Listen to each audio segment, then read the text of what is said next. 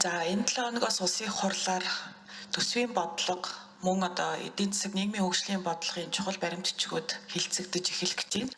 За үүний хүрээнд бол эх жилийн хөгжлийн төлөвлөгөө болон одоо эх жилийн төсвийн өрөөний мэдэгдэл ороод ирсэн байж байна. За эдгээр асуудлуудыг өнөөдөр арслан намын бүлгийн хурлаар авч хэлэлцлээ. Тэгэхээр бол бид намар төсөв батлагдсан цаг хугацаатай харьцуулах юм бол эдийн засгийн нөхцөл байдал, за магадгүй одоо олон улсын нөхцөл байдал, ер нь энэ макро нөхцөл байдлууд бол бас ихээр өөрчлөгдсөн байгаа. Тэгэхээр энэ чухал баримтчгууд их хуралд орж ирсний ашиглаад энэ завшаанаар бид бол одоо бас ирэх жилүүдийн богино дунд хугацааны хөгжлийн төлөвлөгөөгөө яаж харж байгаа юм бэ? Эдийн засгийн бодлого, төсвийн бодлогоо хэрхэн яаж төсөөлж байгаа юм бэ гэдэг дээрээ бас тодорхой үнэлтүүдийг өгөөд тодорхой одоо тийм засваруудыг бас хийх боломжтой юм завшаантай цаг хугацаа гэж бол харж байгаа. За хөгжлийн төлөвлөгөөг бол эдийн засгийн хөгжлийн яамнаас боловсруулан оруулж ирдэг. За өнөөдөр танилцуулсан төлөвлөгөөний хүрээнд бол бас цаашаалтай арслан намын үзэл баримталтай нийцсэн бас тодорхой тоо баримтууд бол харагдаж байна. За нэгдүгээрт бол одоо төсвийн зардлын реформыг хийхийг зорж байна. За энэ хүрээнд бол төсвийн урсгал зардлыг бууруулж дотоодын нийт бүтээгдэхүүний 24%-аас доош оруулах юм бодлого тодорхойлд оруулж ирж байгаа. За энэ хүрээнд бол одоо төрийн албаны бас шинжилгээг хийх зорилго дэвшүүлж байна. Бид бол өнгөрсөн хугацаанд төрийн албанд 230 гаруй мянган албан агчид ажиллаж байна. За энэ бол одоо төсвийн одоо урсгал зардлыг бол ихээр нэмэгдүүлж байна, бас дарамтжуулж байна гэдэг зүйлийг маш ихээр ярьсан. За тэгэхээр 26 оны хөгжлийн төлөвлөгөөнд бол төрийн захиргааны албан агчдын тоог 9% бууруулъя гэсэн бас ийм бодлогын зорилт ороод ирсэн байж байна. За мөн одоо энэ төрийн өмчит компаниудын хэд данхайсан байдал, төрийн өмчит компаниуд дээр төвлөрж байгаа өмч хөрөнгө бөгөөд одоо бас энэ албан агчид ажилтан зардлын асуудлыг бол арслан намын гишүүд бол зогсоо зайгүй ярьж байгаа. За энэ хүрээнд бол эдийн засгийн хөгжлийн яамнаас оруулж ирж байгаа хөгжлийн төлөвлөгөөнд бол 26 оны хувьд төрөмч компаниудын реформыг эрчимжүүлж зардлыг бол дор хаяж 15%-аар бууруулна, бүтээмжийг нэмэгдүүлнэ гэсэн тодорхой зорилтуудыг бол дэвшүүлсэн нь сайшаалтай байна.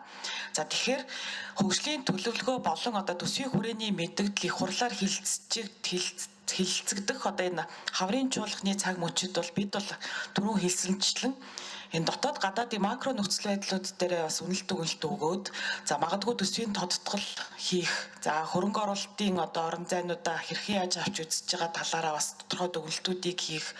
За одоо удахгүй улсын хурлаар орж ирэх гээд байгаа яамдууд дээр төлөвлөгдөж байгаа болоо одоо хувь гишүүд дээр төлөвлөгдөж байгаа хуулийн төслүүдийг бас нэгдсэн одоо яг энэ одоо богино дунд хугацааны эдийн засгийн өсөлтийг дэмжих тэр чиглэл рүү бас зангидах энэ бодлогыг хэрэгжүүлэх бас боломжтой цаг хугацаа байж болзошгүй гэж харж байна. Баярлалаа. За өнгөрсөн 7 хоногийн эдийн засгийн байнгын хорооны хурал дээр засварлага авсан байгаа. За энэ засварлагын хугацаа одоо ингээд дуусж байгаа. За үүн дээр ямар асуудал гарсан бэ гэхлээр зөвшөөрлийн хууль анх орж ирсэн бас үзэл баримтлаасаа бас нэлээд өөрчлөгдөөд хууль зүйн байнгын хороон дээр бас нэг өөр ажлын хэсэг гараад эдийн засгийн байнгын хороолд оруулж ирсэн. За тэр талаарх тэр мэдээлэл нь бол бид нарт тухайн үед тэр өдөр ирсэн. За тэгээд түүн дээр бол эдийн засгийн байнгын хорооны хувьд бол ерөөс байнгын хорооны гишүүдийн хувьд маш их мэдээллийн хомсдмол байдалтай нэгдсэн байр суурьгүй байсан учраас энэ чухал асуудал дээр нэг ялангуяа одоо ийм хязгаарлалт хийж байгаа асуудал дээр бид бол их нухацтай шийдвэр гаргах ёстой улсын хурлын хувьд, байнгын хорооны хувьд гэдэг утгаараа бол энэ завсарлага авагдсан байгаа. За тэгэхээр бол миний ойлгосноор бол одоо тэр зарчмын зөрүүтэй санал оруулж ирж байгаа гишүүд бол өөрсдийнхөө саналаа татаж авч байгаа. За тэгэхээр тэр хүрээнд бол 3 дахь өдөр эдийн засгийн байнгын хорооны хурал үргэлжлээд явна.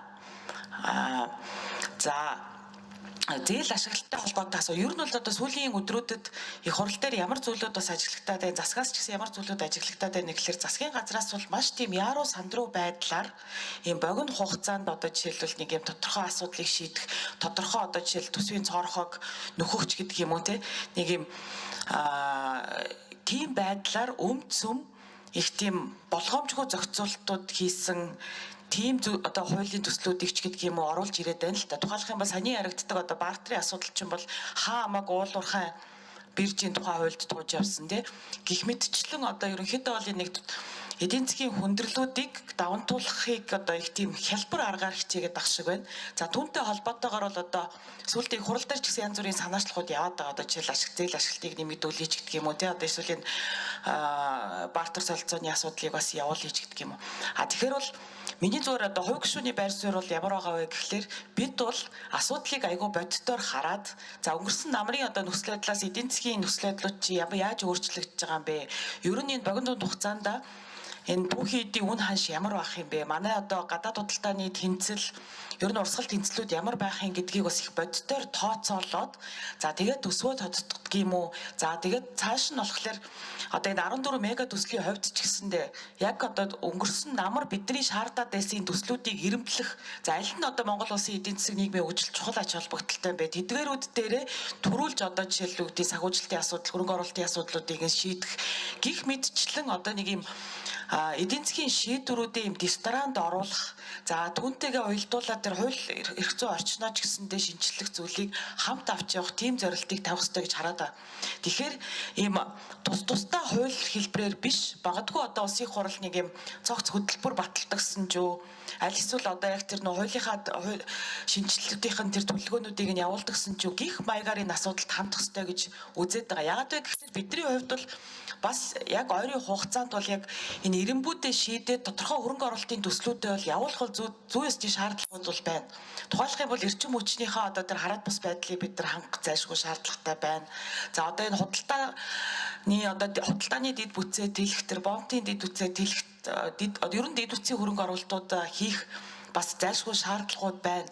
За эднээс нь төрүүлж явах юм уу? Аль эсвэл одоо тэр нөгөө ганц атлагт гүүр гих мэдчлэн ийм мөрөөдлийн жагсаалтуудаа бас мөнгө зарах юм уу ч гэдэг юм уу тий.